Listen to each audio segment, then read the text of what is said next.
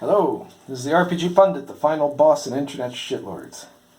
And today, I guess I'm just griping, I don't know. I guess it's just a gripe today.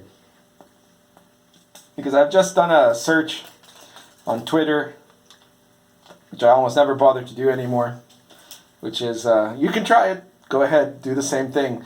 Do a search for D&D, can't use the ampersand, so it's D-N, as in the letter N, D. On Twitter to see what D&D Twitter is really about. What are the most popular tweets and what's going on there? And it is a goddamn wasteland. It's just garbage, you know? And it really strikes me how sad that is, you know? That there are tons of tweets. Like, it's not that it's a wasteland in the sense of being empty. It's a wasteland in the sense of being more of a garbage dump, I guess, than a wasteland. Because 9/10 of everything you get there is really just meaningless and narcissistic junk, you know. And a big part of this problem is related to the problem of 5th edition, you know. I had this live stream the other day that I did. You can go back and check it out, share it, subscribe if you haven't subscribed yet, hit the notification bell.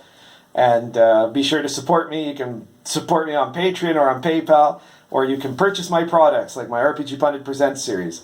We've just come out with the latest RPGPundit Presents number 89, I believe it is, which is Fuck Station Aleph, which is a weird gonzo fantasy, space fantasy, space station that you can incorporate into your OSR or D&D games or whatever, that is full of weird stuff and crazy, interesting gonzo, science, fantasy, space opera stuff. Really worth checking out. Only $3.99. And if you don't like that idea, there's 88 other issues to choose from. And you know what that is? That's all material. Right? So it's not just me trying to tell you, you know, to buy my stuff, which, yeah, of course I want you to buy my stuff. And it's a great way to give me a little tip to encourage me to keep going here on YouTube, but also to get something for yourself, because that's the point. It's material, right? It's weeks, like, we're working on the compilation, the first compilation volume of RPG Pundit Presents with my publisher, Presses Intermedia, the publisher of this product. I have different publishers. And he basically wrote to me to say, look, we've got to cut down some of the, like, we were going to do X number of issues, and what we've got to do is, like, cut it down because it's going to be too big. It's going to be too big of a book, right? Because, like, and that's really, like, 25 out of the 88 issues that we've done so far, right? It's just too much stuff, right? So this is like every week, right? There's some guy, I don't know who, oh yeah, Gareth Michael Skarka, right? He said, oh, RPG Pundit is just a commentator who's never produced anything for RPGs, right? Well, apart from having consulted on D&D, I've actually written, like, at this point, 3, 4, 5, 6, 7, I think 8 major RPG books, and another 89 others. Right? So I'm like, I've made nearly 100 RPG products in the time that he still hasn't released the Kickstarter he promised to release like almost a decade ago, and that he's basically cheated everyone on. And but anyways, I'm going to go off on a side tangent here. My point is, what you don't see on D&D Twitter is material. Right. There's obviously exceptions. I'm sure any of you could point out, and some of you I hope will point out in the comments, such and such tweeter, other than myself, that puts links to stuff that is actual material, that's actual stuff, right? That's actual rules, supplements, ideas, blog posts with mechanics or adventure material, scenarios, random tables, things you can use in your game. And most of those, however, are not really going to be D&D Twitter. They're going to be OSR Twitter. A very significant percentage of those. What I mean is that if instead of looking at the hashtag D&D, you looked at hashtag OSR, you'd get all of those. And you wouldn't get almost all of what I'm calling the garbage stuff. Right? The garbage stuff is basically lots of pictures of people taking selfies of them playing D&D, pictures of their dice, and endless amounts of little doodles in the, CalArt style or Tumblr style of their weirdo character with some weirdo race looking all cutesy poo or something like that, right? Like this isn't. I'm betting that the number of those people who don't actually play D&D at all is staggering. If you looked at the percentage of like that, maybe they've played once or twice, but that regularly sit down and play D&D is probably tiny, right? These aren't people that are D&D gamers. They're people that want to be in some fictitious D&D community. And what they're making there is pure narcissism. It serves no purpose. It's to show off, right? It's to show off their weirdo character and to get points for having made some weirdo character that will appeal to certain demographic groups. And that's it. It doesn't actually contribute anything. So what we see here is a divide. There's a real divide and a real difference, and I'm afraid that's a real problem with old school versus 5th edition. Now, I had started off this tangent by talking about my previous live stream. In that live stream, I talked about how the only problem with 5th edition is its players. And this is an extension of that same problem. Now, D&D Twitter is probably especially bad. I'm guessing that a lot of these people are refugees who have come over to Twitter from when Tumblr banned their fetish porn and they got upset and left in a huff or something like that. And so instead they've taken to posting about D&D on Twitter instead of posting about their diaper furries on Tumblr or whatever. So they're a particularly bad example, but they're also symptomatic of the bigger problem, which is something I pointed out in the live stream already, that 5th edition players don't actually seem to want to create material. Instead, they're largely interested, other than some adventure stuff, maybe, right? They're mostly interested in playing D&D exactly as they have been told to play it and nothing else. And so, of course, why would they be making up random tables or mechanics or source books or setting material or any of that stuff?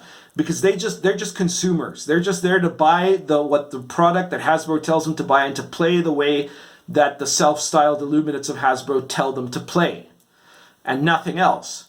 So this is the dearth of any kind of significant signal, of any significant content in the stuff that they put out on their social media. It's really sad. It's pathetic, right? Because it means that they're not making stuff for D&D. They're not, and I don't mean that you have to make product for sale. I mean that most generations of D&D players would have been making material for their own campaign or just on a hoot and then sharing that to other people, right, online. So that you had all kinds of really interesting, in the olden days of the internet, yeah, this is old man screams at how things aren't how they used to be, but in the olden days of the internet, you had all of these incredible websites dedicated to specific people's campaigns with a bunch of their rules modifications and stuff like that. And in a lot of cases, like in the pre-Wizards days when it was TSR that was running, or as we called it, They Sue Regularly, in the end days of the Williams TSR, they would get cease and desist letters and have to take down their stuff because they were writing content for D&D and they were, being threatened by that. And a lot of them were just, telling the TSR people to heck off, right? We don't care what you think. You've ruined D&D, right? We're making our own stuff, right? And this was something significant, right? Those were the good old days. Those were when people were actually thinking for themselves in the context of what they made for D&D. And sadly, today, the typical 5e consumer is just that, a consumer. They're no more likely to make their own material for D&D as they would be to make their own fashion, because they're wearing D&D as a fashion item and nothing else, just as kind of this narcissistic element, because it's a fad right now and it's popular with a certain crowd of people that they want to, if not virtue, in some cases, literally virtue signal to, but in other cases to, show that they're part of the in-group, to get their groovy card punched, right? To say I'm part of this hip movement right now. And it's really unfortunate. So if you've come here from Twitter, and this is what your experience is of Twitter, if you've got other stuff, you want to share people that are on Twitter that are making interesting stuff, posting interesting stuff. There are some people, of course, that post interesting stuff. Eric Fabiashi, the Angry GM. There are many others, right? That I would point out that share links to material that is interesting and worthwhile to read or to listen to or to watch, that you can benefit from. But those people are hard to find because they're inundated in this flood of people showing off their tieflings and aerogenasis and their, non-binary, what do they call it? Dragonkin or whatever, So if you're coming from Twitter and you don't know about this, maybe some of you are already coming from other places, there are alternatives, right? And the best alternative, I think at this point, is Mewe. Mewe, which is a stupid name for a social media site, but as it happens, it's been taken over by a whole bunch of really hardcore gamers, right? Like tabletop RPG gamers, and specifically OSR and D&D gamers. And you go on there, and at first you might find it a little bit hard to navigate. It's actually very similar to Facebook or to how Google Plus used to be. But you add a few people, add me on there, the RPG Pundit, you'll find me. I think there's a link to my Mewe in the description below. And then check out the groups. The groups is where it's at in Mewe. There are all kinds of groups for all kinds of different RPGs, specific RPGs, general tabletop RPGs, OSR stuff. My Inglorious OSR group is there, Dungeon Crawl Classics, Lords of Olympus, all kinds of my own stuff, but then all kinds of other people's stuff too, right? In these groups, every day there are like dozens of posts of interesting stuff, really good stuff. Even the art posts, as opposed to the Twitter art posts, which are just stupid, is actually art that looks like it belongs in D&D and not in the latest very special episode of DreamWorks She-Ra or something like that, right? So if you want a pro tip here, if you want to get serious about looking at really interesting material to add to your D&D stuff, go check out Mewe. It's way better than Twitter. And I guess that's it for today.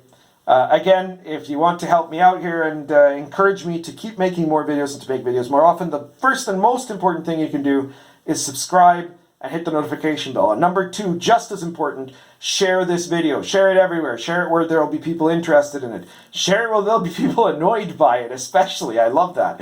And share it, anywhere you want, because the sharing will draw more people in. But like this video and comment if you want. Tell us where else you think there's really good signal to noise ratio in D&D material. Feel free to contribute about that. And if you want to try to rescue what's salvageable from Twitter by sharing the names of people's accounts, Twitter accounts that have good content, by all means do so. And then if you want to support me beyond that, well, like I said, there's a Patreon page and I have a PayPal button, and you can feel free to contribute to those, but I would actually encourage you instead to check out my books. A lot of them, the bigger books are very reasonably priced and fantastic material. I've had so many wonderful comments from people on this channel that they've bought Lion and Dragon or Dark Albion or some of my other books, Cults of Chaos, Arrows of Indra, and have really liked it, and I'm so happy to hear that. But if you don't have $20 or $30 to buy a book, then you do have $2 or $3 or $4 or $5, check out the RPG Pundit Presents PDF series. It's like you're sending me Patreon money, but you get something back that'll give you something interesting. And there's 89 issues to look at. You're gonna find something that you like, whether it's the Twilight Realms of the Fae, or how to make mutant characters for your weird fantasy OSR game, or intelligent animal characters, or random tables, or medieval authentic adventures, or how to take real medieval grimoires and add them to your D&D game, or the tarot, or all kinds of crazy stuff. It's all in there, so be sure to check it out. And yeah, thanks. But mostly, share the video. Currently smoking, Ben Wade Canadian, plus Peterson's Wild Atlantic. See you soon.